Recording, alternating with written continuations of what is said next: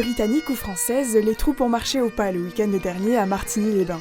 Le festival de reconstitution historique Le Temps des Sources a pris place au parc thermal pour une deuxième édition entre les gouttes. Des années 1700 jusqu'à la guerre d'Indochine, plusieurs associations de passionnés d'histoire de la région ont remonté le temps dans un lieu pour le moins évocateur.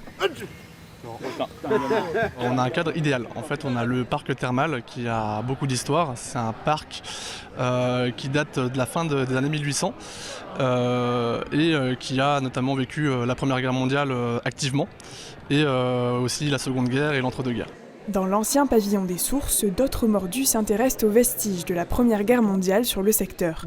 Sur ces images, le résultat de récentes fouilles autour du camp d'artillerie qui se trouvait sur la commune. Il y a beaucoup de gens qui ne savent pas qu'il y avait un camp ici, pendant la Première Guerre mondiale. Donc grâce à ces vestiges-là, ça permettra quand même de donner un patrimoine supplémentaire à la commune, une richesse culturelle à la commune. Avant les guerres du XXe siècle, Martigny était surtout une station thermale de renom. Un passé difficile à préserver, exemple avec l'ancien hôtel international. Devenu hôpital militaire pendant la guerre, il a été partiellement démoli il y a quelques mois pour des raisons de sécurité.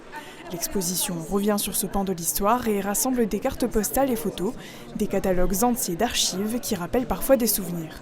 C'est elle là qu'on voit. Et ça c'est sa collègue. Elle s'appelait Aimée Clévy.